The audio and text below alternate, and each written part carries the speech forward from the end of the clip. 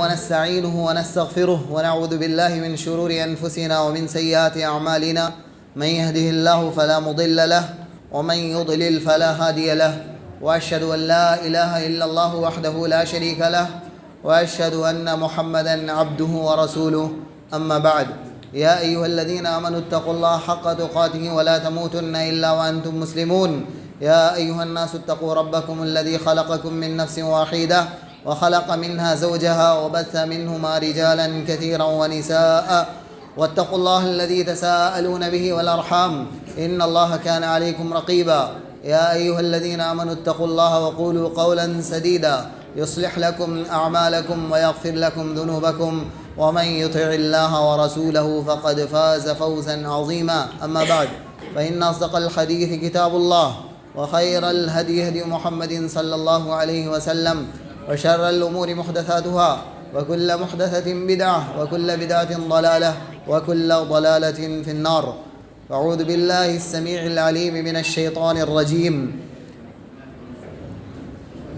من كفر بالله من بعد إيمانه إلا من أكره وقلبه مطمئن بالإيمان. صدر محترم اور معزز سامعین اور سامعات، بزرگوں، دوستوں اور میری پیاری اسلامی مائیں اور بہنیں، آج کے اس تذکیری نشست کے اندر ہم سب دین کی باتیں سیکھنے کے لیے بیٹھے ہیں، اور ہمارا دین بہت ہی آسان دین ہے. ہمارے دین میں کوئی مشکل چیز رکھی ہی نہیں گئی ہے. لوگوں کے لیے جو چیز واجب کی گئی ہے وہ بہت آسان ہے، اور سب سے آسان چیز اللہ تعالیٰ پر ایمان لانا ہے. سب سے آسان چیز اللہ تعالیٰ کو ایک مان لینا ہے. سب سے اچھی اور سب سے آسان اور بہتر بات یہ ہے کہ انسان ایمان کے تمام باتوں پر، یعنی ایمان جن چیزوں پر رکھا جاتا ہے ان تمام چیزوں کو مان لے. میں سب سے پہلے آپ کے سامنے ایمان کا معنی بتاتا ہوں. ایمان کے معنی ہوتا ہے، بچوں شور نہیں کرو. کون شور کر رہا ہے؟ اس کو چاکلیٹ ملے گا. کون شور کر رہا ہے؟ ہاتھ اٹھاؤ. شور نہیں کرتے نا، بات ہوتی ہے جب. جو خاموشی سے سنے گا آخر میں انعام ملے گا.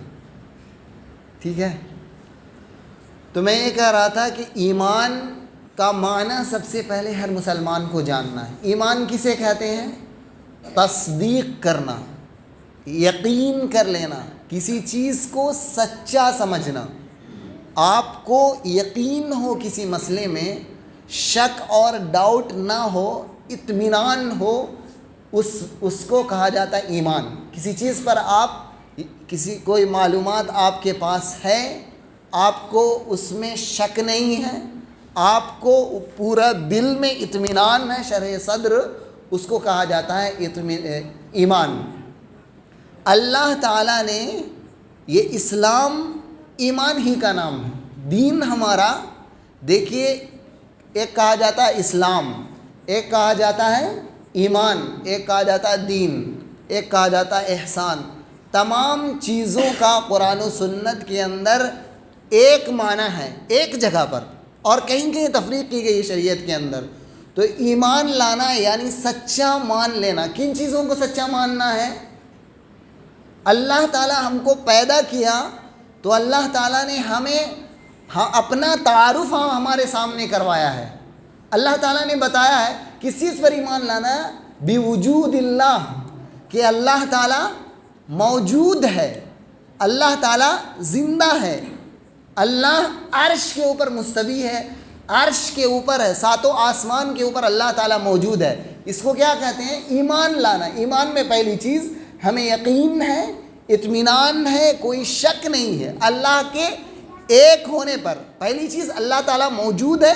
دوسری چیز اللہ کے علاوہ دوسری کسی کی عبادت نہیں کی جا سکتی ہے. اللہ ہی خالق ہے۔ اور تیسری بات یہ ہے ایمان کے اندر کہ اللہ تعالیٰ کے جو 3 طرح کے حقوق بیان کیے جاتے ہیں، 3 حقوق کیا ہیں؟ پہلا حق اللہ تعالیٰ کا یہ ہے کہ دنیا جب اللہ نے بنایا ہے تو دنیا میں اللہ تعالیٰ کی عبادت کی جائے۔ اور عبادت بہت ساری چیزوں کا نام ہے، عبادت بہت ساری چیزوں کا نام ہے، صرف نماز پڑھ لینے کا نام ہے۔ عبادت دل سے بھی عبادت کی جاتی ہے۔ جیسے آپ کو پریشانی ہے، بہت پریشان حال ہے، آپ کو بیٹی کی شادی کرنی ہے، آپ کو گھر بنانا ہے، آپ راستے میں چلتے ہوئے جا رہے ہیں، ہمیشہ آپ کے دماغ میں یہ ٹینشن رہتا ہے کہ میں کیسے گھر بناؤں گا، میں کیسے بیٹی کی شادی کروں گا، میں اپنے گھر کے بال بچوں کی پرورش کیسے کروں گا۔ ساتھ میں دماغ میں آپ یہ خیال لے کر چلتے ہو، کون سا خیال؟ حسبنا اللہ، اللہ ہمارے لیے کافی ہے۔ آپ اپنے دل میں دماغ میں چلتے ہوئے راستے میں ہو رہے ہو، سائیکل آپ چلا رہے ہو، آپ کو بھروسہ ہے، آپ کو قرآن کی آیت پہ بھروسہ ہے، وَمَن يَتَوَكَّلْ عَلَى اللَّهِ فَهُوَ حَسْبُهُ، جو اللہ پر بھروسہ کرتا ہے اللہ تعالیٰ اس کے لیے کافی ہو جاتا ہے۔ تو یہ آپ ایمان کس کا نام ہوا؟ دل کے عمل کا بھی ایمان نام ہوتا ہے۔ اللہ پر آپ ایمان رکھ رہے ہیں، یہ دل آپ کا عمل کر رہا ہے۔ جب آپ ڈرتے ہیں، مثال کے طور پر آپ مثال دیکھیں، آپ کسی کا مال چوری کرنے جا رہے ہیں، آپ کا دل، آپ بہت مجبور ہیں، چاہ رہے ہیں کہ پڑوسی کا مال ہم چوری کر لیں، اس کے باغ سے میں آم توڑ کر کھا لیں، اس کی بائک چوری کر لیں، اس کے گھر سے اور کوئی سامان، اینٹ مٹی یا بالو ریت رکھا ہوا ہے، وہاں سے ڈھو کر اپنے آنگن میں لے آئیں۔ وہاں پر آپ سوچتے ہیں وہ میرا پڑوسی تو نہیں دیکھ رہا ہے لیکن میرا رب تو دیکھ رہا ہے۔ اگر وہاں پر آپ کے دل میں ایک ڈر پیدا ہوتا ہے، خاموشی سے ڈر، وہ کوئی نہیں دیکھ رہا ہوتا ہے، وہ آپ کو روکنے والی صرف ایک چیز ہوتی ہے، یہ بھی ایمان ہے۔ یہ عمل آپ کہاں پر کر رہے ہیں؟ دکھنے میں کچھ نہیں نظر آ رہا ہے، آپ کے سامنے نہیں ہے، دل کا عمل ہے، عمل القلب کہا جاتا ہے۔ اور ایمان کے اندر سب سے زیادہ وزنی دل کا عمل مانا جاتا ہے، اور دل میں زیادہ محنت نہیں لگتا ہے۔ آپ کو صدقہ کریں گے، آپ کو ہاتھ سے دینا پڑے گا، لوگ جان جائیں گے۔ دل کے جو بھی اعمال ہوتے ہیں، آپ اللہ سے ڈرتے ہوئے ایک کام کو چھوڑ دے رہے ہیں، آپ جان رہے ہیں ایک آدمی سچا ہے، ایک آدمی کا مال فلاں آدمی لیا ہے، یا آپ کے پاس اس کا مال موجود ہے، آپ اس کا مال صرف اس لیے لوٹا رہے ہیں، وہ نہیں جانتا ہے، دنیا والے نہیں جانتے کہ اس کا مال ہے، میرے پاس موجود ہے، اس کا حق موجود ہے، لیکن آپ اس کو اس لیے لوٹا رہے ہیں کہ اللہ رب العالمین ہمیں دیکھ رہا ہے، اللہ تعالیٰ سے آپ ڈرتے ہوئے۔ تو دل کے عمل میں اس کے ذریعے سے کس کی عبادت کی جاتی ہے؟ آپ یہاں پر ڈر کر کوئی عمل کر رہے ہیں، کس سے ڈر کر آپ عمل کریں گے تو عبادت کہلائے گی؟ اللہ سے ڈر کر۔ اگر آپ چوری کر رہے ہیں، آپ اس لیے چوری نہیں کر رہے ہیں کہ کوئی دیکھ لے گا، پولیس میں کیس کر دیا جائے گا، جماعت آپ کے لیے بیٹھا دی جائے گی، آپ اپنے بھائی کو یا دوسرے رشتہ دار کو حق نہیں دے رہے، وہاں پر بھی آپ ڈر رہے ہیں کہ نہیں جماعت کے لوگ ہیں، کیسے میں اس کو حق نہیں دوں گا، وہ جماعت تو ہمیں پکڑے گی، ہمیں گرفت کرے گی۔ یہ جو خوف آپ دوسرے لوگوں کا لا رہے ہیں، یہ عبادت نہیں کہلائے گا۔ اور اگر برابر آپ کر دیں گے دونوں ڈر، اللہ کا ڈر اور دوسرے لوگوں کا ڈر یکساں اگر آپ کر دے رہے تو شرک ہو جائے گا۔ لیکن یکسانیت نہیں ہوتی ہے، انسان جب پولیس سے ڈرتا ہے تو اللہ کی طرح نہیں ڈرتا ہے، اگر بالفرض کوئی اللہ کی طرح ڈرنے لگے گا تو یہ دل کے اندر شرک ہو جائے گا، کوئی نہیں جان پائے گا۔ انسان بسا اوقات یہاں پر شرک کرتے ہیں کہ جب امید کی بات ہوتی ہے تو امید انسانوں سے بہت کر لیتا ہے اور بھروسہ کرتے رہتا ہے، ارے میرے تو ابو ہیں، میرے تو بھائی بہت پیسے والے ہیں، میری مدد کریں گے، میرے اتنے فلاں لوگ ہیں، میرا تعاون کریں گے، اور اس کو اللہ سے زیادہ ان پہ بھروسہ ہوتا ہے، اس پر اللہ کے جیسا اگر کر رہے ہیں یا اللہ کے برابر تو وہ شرک ہو جائے گا۔ تو میں یہ کہہ رہا تھا کہ ایمان کے اندر کیا ایمان لانا ہے؟ اللہ تعالیٰ کے وجود پر، اللہ تعالیٰ موجود ہے، انکار نہیں کریں۔ کیوں؟ کیونکہ دنیا میں بہت سارے لوگ جو ملحدین ہیں، آج کا جو کمیونزم ہے، کمیونسٹ، یہ لوگ، اس کو سوشلزم بھی کہا جاتا ہے، یہ کمیونسٹ لوگ اللہ تعالیٰ کا انکار کرتے ہیں، عقل والے، اور سائنس کے اندر بھی اللہ تعالیٰ کا انکار کیا جاتا ہے۔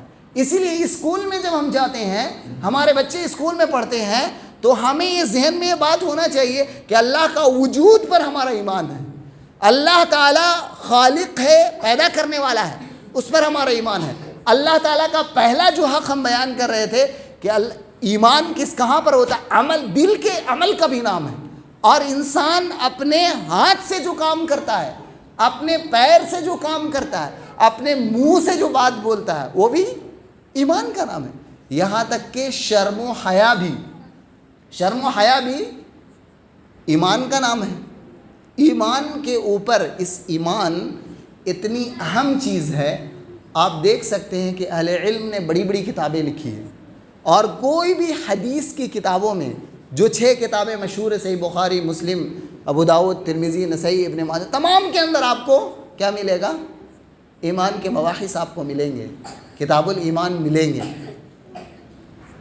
اور بعض علماء نے باضابطہ ایمان کے نام پر کتابیں لکھ دی ہیں۔ ایمان قاسم بن سلام کی کتاب ہے، الایمان امام ابن تیمیہ، بہت سارے لوگوں کی کتاب ہے۔ امام بیہقی کی کتاب ہے شعب الایمان۔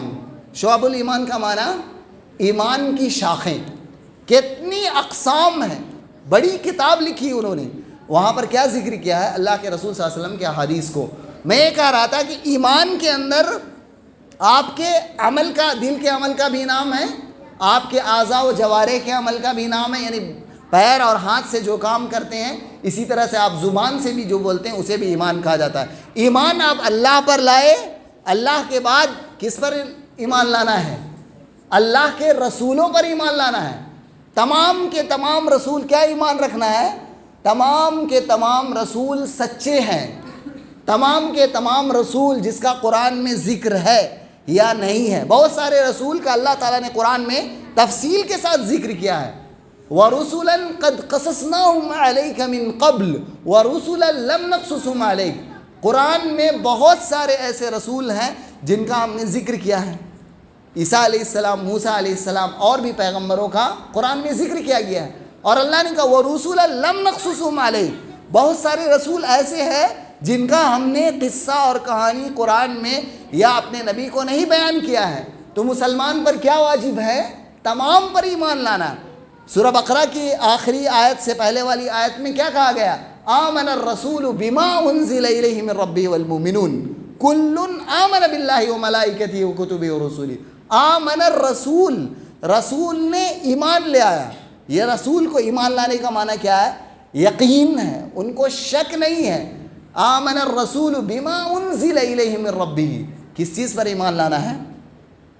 اللہ تعالیٰ نے جو قرآن نازل کیا ہے اس میں جتنی باتیں ہیں وہ سب کے سب سچی ہیں۔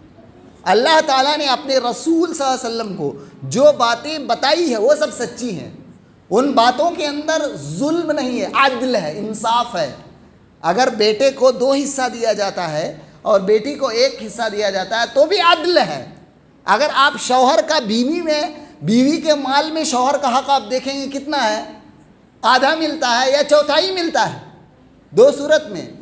اور لیکن اگر شوہر کی وفات ہوتی ہے تو بیوی کو اس کے مال میں سے کتنا ملتا ہے؟ یا تو چوتھائی ملے گا یا 8واں حصہ میں سے 1 حصہ ملے گا۔ کمی بیشی اللہ تعالیٰ نے رکھی ہے، لیکن یہ مکمل انصاف اور عدل ہے۔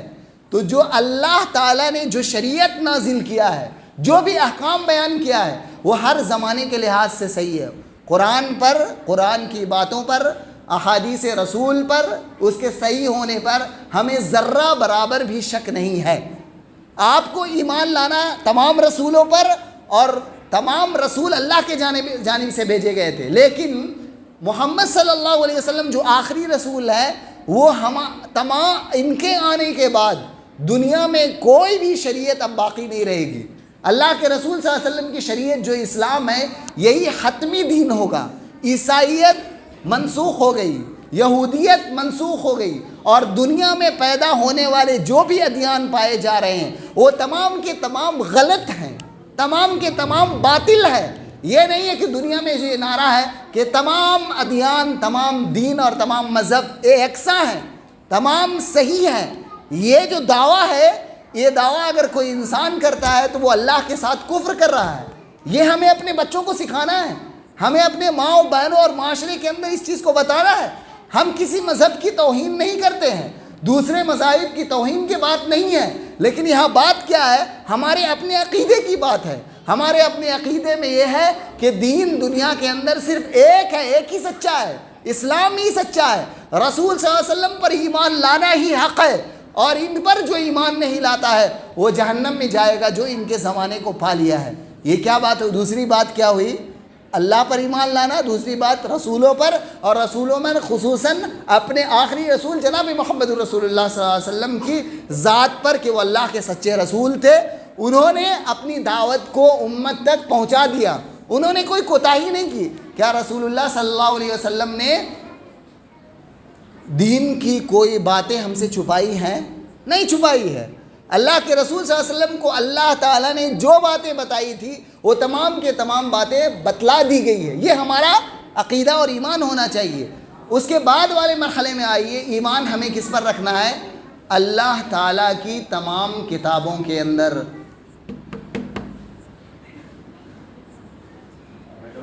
تیسری چیز، اللہ تعالیٰ نے انسانوں کی رشد و ہدایت کے لیے ہمیشہ سے جیسے انبیاء کو بھیجا ہے، ہمیشہ سے اللہ تعالیٰ نے کتابیں نازل کی ہے، ہمیشہ سے کتاب نازل کیا ہے آسمان سے۔ اس کتاب میں انسانوں کی ہدایت کا سامان، زندگی کیسے گزارنا ہے، کن چیزوں کو قبول کرنا ہے، کن چیزوں کو رد کر لینا ہے، یہ تمام باتیں بیان کی گئی۔ آخر میں کون سی کتاب نازل ہوئی ہے؟ قرآن نازل کیا گیا، قرآن۔ اور قرآن کی ایک بھی بات جھوٹی نہیں ہے، قرآن میں ایک بھی تحریف نہیں کیا گیا ہے۔ اللہ کے رسول صلی اللہ علیہ وسلم یا محمد صلی اللہ علیہ وسلم کے صحابہ نے قرآن کو ہم تک پہنچا دیا ہے، اس میں کوئی کمی بیشی نہیں کی ہے، اس کو من و عن حفاظت کے ساتھ ہم تک پہنچا دیا ہے۔ اس میں ساتھ ہی ساتھ ہمیں قرآن کے سچے اور صحیح ہونے کے ساتھ ساتھ ان کے اندر آمیزش کا نہ ہونا، کہ قرآن کے اندر کوئی باطل چیز نہیں ہے، کوئی بھی انسان اس کے اندر اضافہ قرآن کے اندر نہیں کر سکتا ہے، زیادتی نہیں کر سکتا۔ یہ ہمارا ایمان اور یقین ہے۔ اور اس قرآن پر ایمان لانے کا لازمی جز یہ ہے کہ ہمارا ایمان یہ ہوگا کہ اللہ کے رسول صلی اللہ علیہ وسلم نے جو احادیث بیان کی ہے صحابہ نے اس کو بھی پہنچا دیا ہے۔ کیوں پہنچا دیا ہے؟ اگر ہم لوگ یہ عقیدہ نہیں رکھتے کہ محمد صلی اللہ علیہ وسلم نے قرآن کی تشریح نہیں کی ہے تو پھر نبی صلی اللہ علیہ وسلم نے رسالت کو پہنچانے میں کمی کی ہے، اور نبی صلی اللہ علیہ وسلم نے اس دین کو پہنچانے میں ہمارے ساتھ امانت داری کا ثبوت نہیں دیا ہے۔ اور اللہ تعالیٰ نے اپنے نبی صلی اللہ علیہ وسلم کو کیا کہا؟ وَأَنزَلْنَا إِلَيْكَ الذِّكْرَ لِتُبَيِّنَ لِلنَّاسِ، ہم نے قرآن کو آپ کے سامنے اس لیے نازل کیا ہے تاکہ آپ لوگوں کو قرآن کا معنی مفہوم بیان کر دیں۔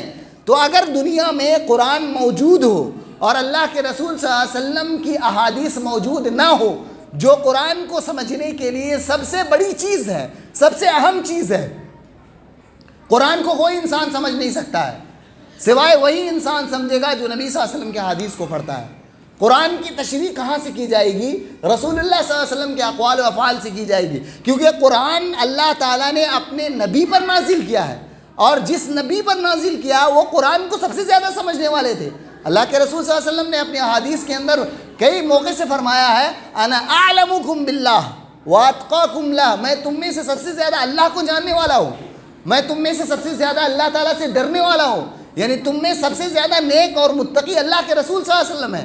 تو اللہ کے رسول صلی اللہ علیہ وسلم کا عمل، ان کا روزانہ کا صبح و شام، آپ کی زندگی، آپ کی شام، آپ کی صبح، آپ کی نمازیں، آپ کی تجارت، آپ کے حسن سلوک، پڑوسیوں کے ساتھ معاملہ، معاشرے کے اندر اصلاح کا کام کرنا، امر بالمعروف معروف کا بھلائی کا حکم دینا، برائیوں سے لوگوں کو روکنا، یہ تمام کی تمام باتیں، شرک سے انسان کو بچانا، شرک سے صرف مسلمانوں کو نہیں بچایا جائے گا، شرک سارے انسانوں کو شرک سے بچانے کی ہماری دعوت ہے، سارے انسانوں کو اللہ وحدہ لا شریک پر ایمان لانے کی دعوت دینا ہے۔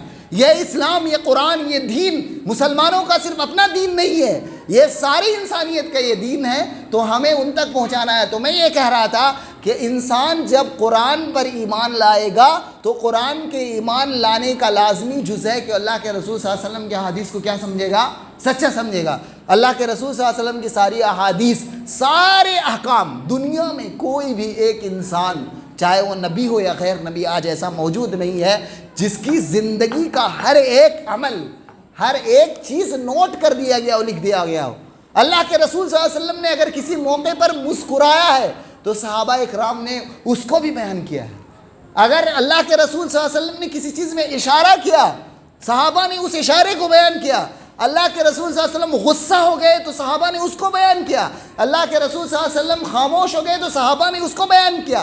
یہ اللہ کے رسول صلی اللہ علیہ وسلم کی احادیث کو محفوظ ماننا، قرآن کو محفوظ ماننا ہے۔ اسی لیے جتنے بھی لوگ گمراہ ہو رہے ہیں، ماضی میں بھی اور آج جتنے لوگ گمراہ ہوتے ہیں، وہ قرآن کے ساتھ احادیث کو چھوڑنے کی وجہ سے ہوتے ہیں۔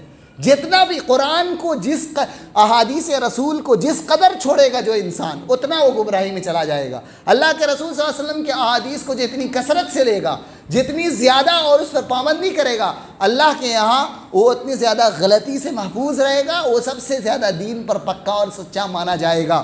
آپ جانتے ہیں کہ اللہ کے رسول صلی اللہ علیہ وسلم نے کہا کہ اسلام جب آیا تھا تو اس وقت بہت کم لوگ اس کے ماننے والے تھے۔ 7 لوگوں نے اسلام قبول کیا تھا، مسند احمد کی روایت ہے۔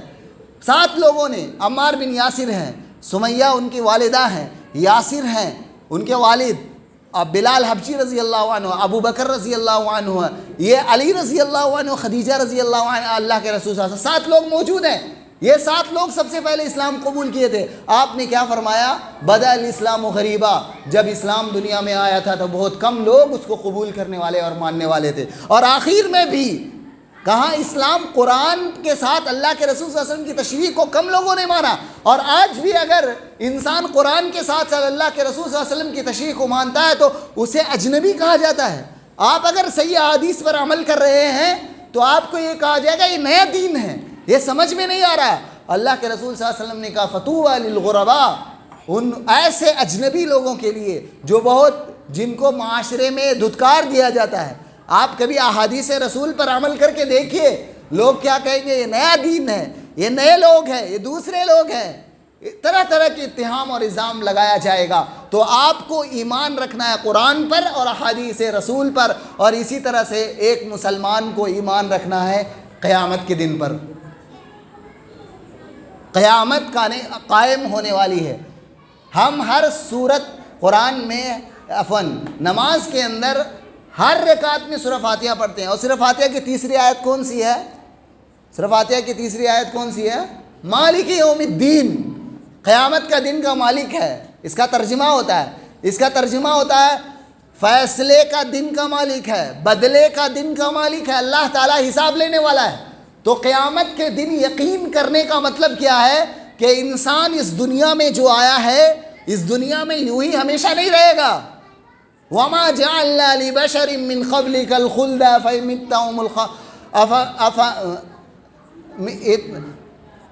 وَمَا جَعَلْنَا لِبَشَرٍ مِّن قَبْلِكَ الْخُلْدَ،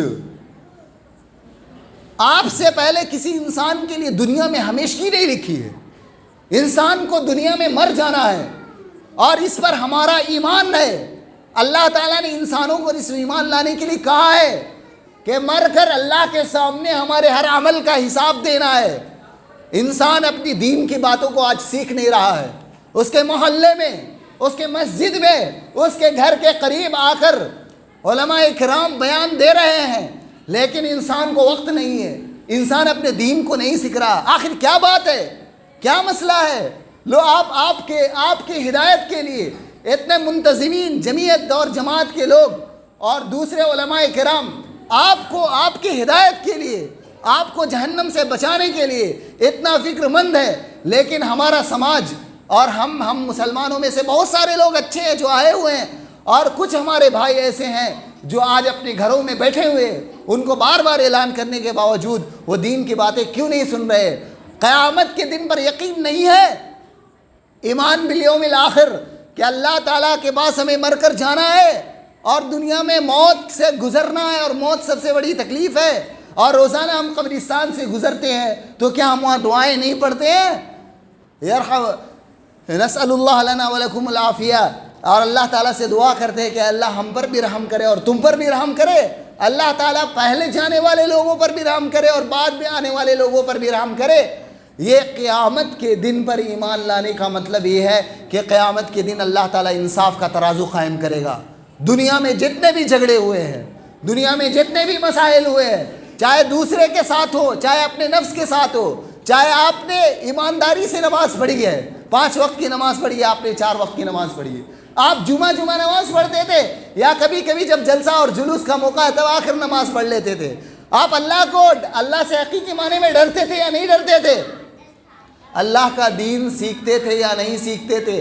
تمام معاملے اللہ تعالیٰ ترازو لے کر، ترازو، ایک مسلمان کا عقیدہ ہے کہ قیامت کے دن اللہ تعالیٰ ترازو لائے گا، اور ترازو میں انسان کے عمل کو تولا جائے گا، انسان کی نیکیاں لکھی جا رہی ہیں، انسان کا نامہ اعمال رجسٹر میں محفوظ ہو رہا ہے، انسان کا نامہ اعمال، یہ بھی روایت موجود ہے کہ انسانوں کو بھی تولا جائے گا، جسم کے ساتھ تولا جائے گا، یہ بھی روایت موجود ہے کہ انسان کا وہ رجسٹر تولا جائے گا جس رجسٹر میں اس نے نیکیاں یا برائیاں کی تھی۔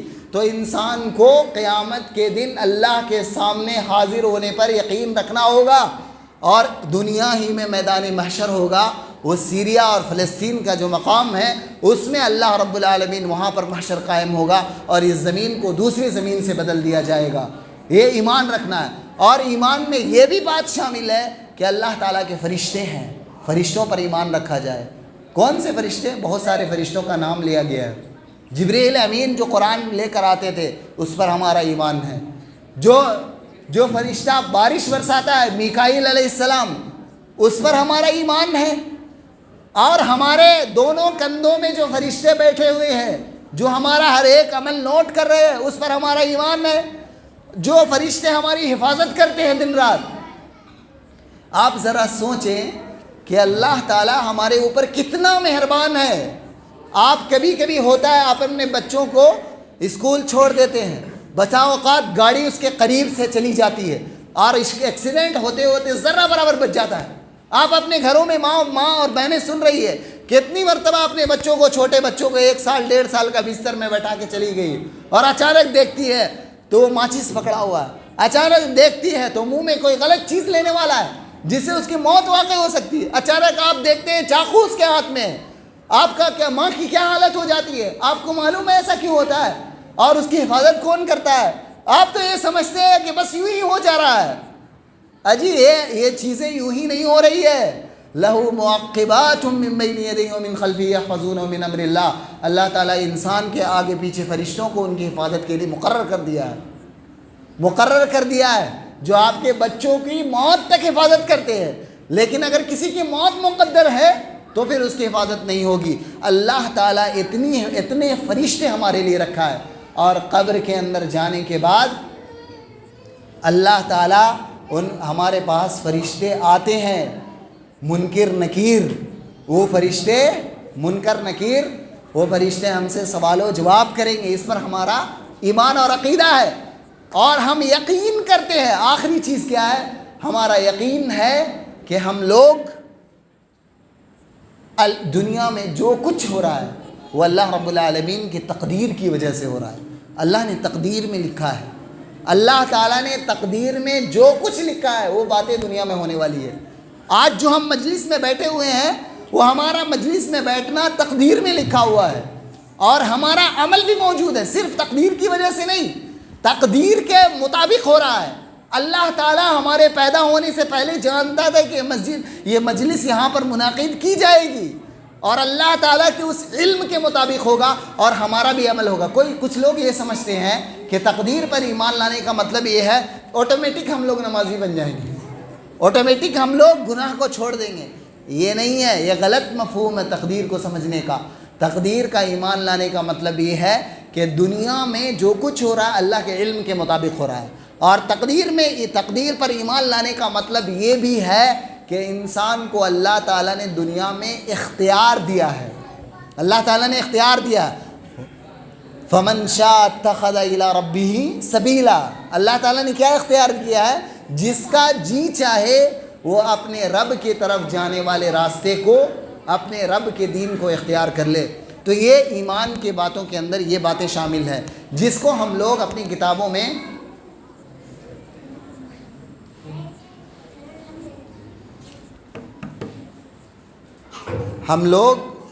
اپنے گھروں میں اپنے بچوں کو کن چیزوں پر ایمان لانا ہے، جس کی میں تفصیلی بحث آپ کے سامنے کیا، وہ 6 باتیں ہیں. میں شارٹ میں گناتا ہوں، جس میں جبریل امین اللہ کے رسول صلی اللہ علیہ وسلم کے پاس ایک مرتبہ انسانی شکل میں آئے تھے. کیسے آئے تھے؟ انسانی شکل میں. اور انہوں نے 4-5 باتیں پوچھی تھی اللہ کے رسول صلی اللہ علیہ وسلم سے. 4 یا 5 باتیں پوچھی، اسلام کے بارے میں، ایمان کے بارے میں، احسان کے بارے میں، قیامت کے بارے میں، اور قیامت کی علامت کے بارے میں 5 سوالات کیے تھے.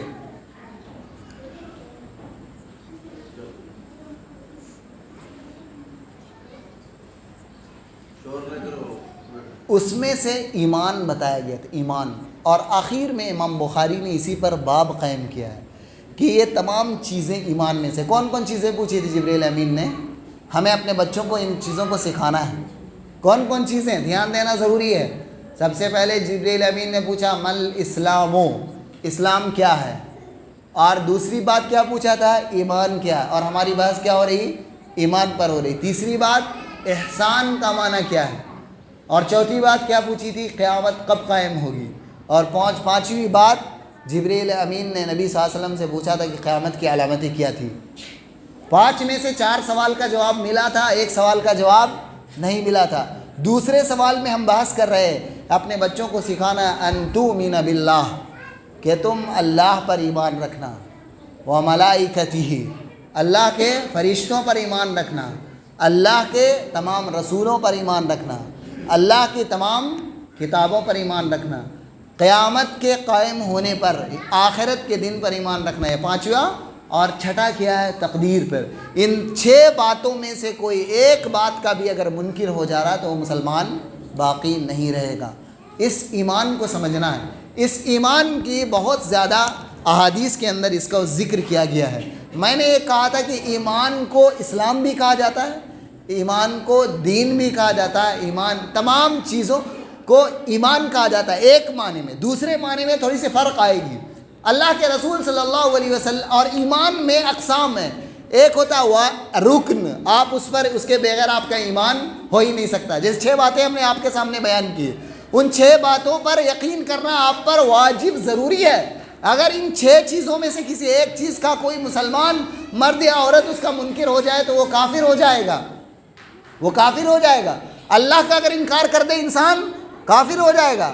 اگر رسول کا انکار کر دے، کسی ایک رسول کا، محمد صلی اللہ علیہ وسلم کا انکار نہیں کر رہا، مثال کے طور پر کوئی انسان عیسیٰ علیہ السلام کا انکار کر دے رہا، وہ کافر ہو جائے گا.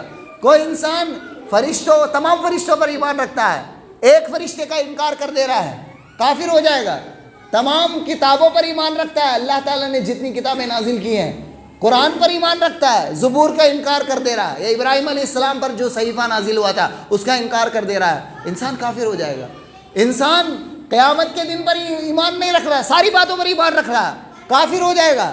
انسان تقدیر پر ایمان نہیں رکھ رہا ہے، یہ تقدیر وقدیر ہم نہیں مانتے، یہ سب کچھ تو اپنے خود بخود ہو رہا ہے. تو یہ 6 باتیں رکن کیسی چیزیں ہیں جو یقین کرنا واجب ہے. اب آپ کے سامنے ایمان میں صرف دل کی باتیں، اس ایمان کے اندر کیا باتیں بیان کی گئی ہے؟